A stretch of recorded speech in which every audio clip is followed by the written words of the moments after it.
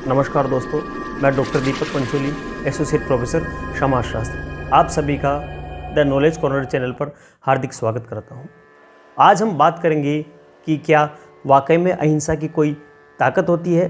साथ ही हम 1947 में हुए देश विभाजन के दौरान विभत्स दंगों तथा उनके पीछे की कहानी के बारे में चर्चा करेंगे। जैसा कि आप सभी को पता है, हमारा देश एक लंबी गुलामी के बाद 1947 में आज़ाद हुआ, मगर उस आज़ादी के साथ हमें देश विभाजन का दर्द भी सहना पड़ा। 1947 में अविभाजित भारत की आबादी 40 करोड़ के लगभग थी, जिसमें 4.5 करोड़ की आबादी मुसलमानों की थी। विभाजन के पीछे एक लंबी कहानी है जिस पर हम कभी अलग से चर्चा करेंगे। जिन्ना ने मुसलमानों के लिए जो अलग देश मांगा था उसे 2 भागों में मिला, एक पूर्वी पाकिस्तान, दूसरा पश्चिमी पाकिस्तान। आगे चलकर पूर्वी पाकिस्तान बांग्लादेश के नाम से एक अलग स्वतंत्र राष्ट्र बना। देश विभाजन के कारण सबसे ज़्यादा परेशानियां पंजाब और बंगाल को झेलनी पड़ी। उस समय तकरीबन 1 करोड़ लोगों को अपना मूल स्थान छोड़ना पड़ा। 2.5 लाख से अधिक लोग मारे गए, साथ ही लाखों लोग लापता हो गए। द्वितीय विश्व युद्ध के दौरान जितने व्यक्ति लापता हुए, उससे कहीं ज़्यादा संख्या भारत विभाजन के दौरान लापता लोगों की रही। पंजाब और बंगाल धू धू कर जलने लगे। लोग बड़ी संख्या में कारवा या समूह बनाकर देश छोड़ने लगे। उस समय के एक हवाई जहाज के पायलट ने लिखा था, 200 मील प्रति घंटे की स्पीड से 15 मिनट उड़ने के बावजूद कारवा के एक छोर से दूसरे छोर तक मैं नहीं पहुंच सका। एक कारवा में 8 लाख लोगों से भी अधिक व्यक्ति शामिल थे। न्यूयॉर्क टाइम्स के अनुसार यदि कारवा के लोग हाथ पकड़कर एक जगह खड़े हो तो कलकत्ता से न्यूयॉर्क तक एक लाइन लग जाए। विभाजन के बाद हुए धार्मिक दंगों के कारण हालात इतने खराब हो गए थे कि प्रधानमंत्री नेहरू और गृह मंत्री ने तत्कालीन गवर्नर जनरल माउंटबेटन से स्थिति संभालने का आग्रह किया। माउंटबेटन की अध्यक्षता में 6 सितंबर 1947 को दिल्ली में एक बैठक हुई तथा आपातकाल समिति का गठन किया गया, जिसके सदस्य प्रधानमंत्री नेहरू और गृह मंत्री पटेल थे। संभवतया आज तक ऐसी कमेटी नहीं बनी जिसका अध्यक्ष कोई और व्यक्ति रहा हो तथा प्रधानमंत्री उसका केवल सदस्य मात्र रहा हो। माउंटबेटन ने पंजाब में हिंसा रोकने के लिए 55,000 गोरखाओं की एक सेना बनाई, जिसका नाम पंजाब बाउंड्री फोर्स रखा गया। गोरखाओं का चयन इसलिए किया गया ताकि वो हिंसा के दौरान हिंदू मुस्लिम में से किसी एक का पक्ष ना ले। उस समय पुलिस सेना कर्मचारियों की इतनी कमी हो गई थी कि प्रधानमंत्री की डाक लेने देने के लिए भी कोई कर्मचारी नहीं बचा। इसी विचित्र स्थिति में माउंटबेटन ने गांधी जी को कलकत्ता जाने का निवेदन किया।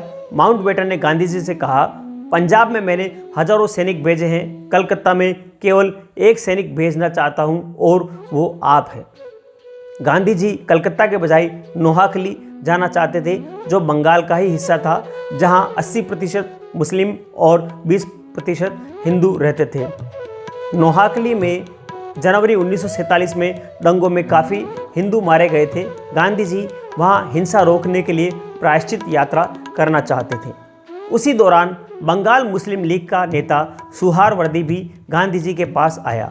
सुहारवर्दी 47 वर्षीय एक घूसखोर, भ्रष्ट तथा गुंडा नेता था, जिसने 16 अगस्त 1946 को जिन्ना के कहने पर डायरेक्ट एक्शन आंदोलन किया। उस डायरेक्ट एक्शन आंदोलन के दौरान 6,000 से अधिक हिंदुओं का कत्लेआम किया गया। अब उसे डर था कि हिंदू उस कत्लेआम का बदला लेंगे, तो वो गांधी जी के पास बचाव के लिए आया।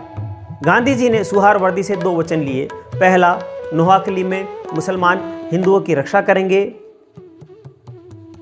यदि एक भी हिंदू वहां मारा जाता है तो गांधी जी आमरण अनशन करेंगे। दूसरा, खुद सुहारवर्दी बिना हथियारों के गांधी जी के साथ रहेगा। सुहारवर्दी ने दोनों शर्तें मान ली। 13 अगस्त 1947 को गांधी जी कलकत्ता आए। वहाँ एक झोपड़पट्टी में हैदरी हाउस नामक एक जगह पर रुके। शुरुआत में गांधी जी का हिंदुओं ने विरोध किया, उन पर पत्थर बरसाए। उनकी आपत्ति नोहाकली में हिंदुओं की रक्षा के मुद्दे को लेकर के थी। तब गांधी जी ने कहा, आप लोग मुझे मारना चाहते हैं, ठीक है, मैं खुद आपके सामने आ रहा हूँ, मारिए। तब सभी लोग शांत हो गए। यह उनकी एक अनोखी शक्ति थी। कुछ समय बाद सुहारवर्दी के वहाँ आने पर भी तनाव उत्पन्न हो गया, मगर गांधी जी का चमत्कारी व्यक्तित्व ऐसा था कि माहौल एकदम से शांत हो गया। 31 अगस्त को कलकत्ता में कुछ मुसलमानों ने एक हिंदू लड़के को मार दिया। तब गांधी जी ने आमरण अनशन प्रारंभ किया। अगले ही दिन शहर के गुंडे बदमाश अपने हथियार लेकर गांधी जी से माफ़ी मांगने आ गए। 4 सितंबर को शहर के हिंदू मुसलमानों ने शांति बनाए रखने का लिखित आश्वासन दिया। तब गांधी जी ने अनशन तोड़ा। न्यूयॉर्क टाइम्स ने लिखा, कलकत्ता का चमत्कार टिका हुआ है और यह शहर भारत के आश्चर्यों में से एक है। मगर गांधी जी ने इस बात का श्रेय खुद को नहीं दिया और कहा कि सब ईश्वर का चमत्कार है, हम उसी के हाथ की कठपुतलियां हैं। जिस प्रकार महात्मा बुद्ध ने अंगुलीमाल नामक डाकू का हृदय परिवर्तन किया, उसी तरह गांधी जी ने सुहारवर्दी का हृदय परिवर्तन किया। जब पंजाब जल रहा था, उस समय कलकत्ता में केवल 2 लोग मारे गए। यह गांधी जी के अहिंसा के प्रयोग का चमत्कार ही कहा जा सकता है। दुर्भाग्य से आज सोशल मीडिया पर गांधी जी को लेकर काफ़ी गलत बातें कही जा रही है। उम्मीद है इस जानकारी से काफ़ी लोगों का भ्रम दूर होगा। गांधी जयंती पर हमारी यह एक विनम्र श्रद्धांजलि है।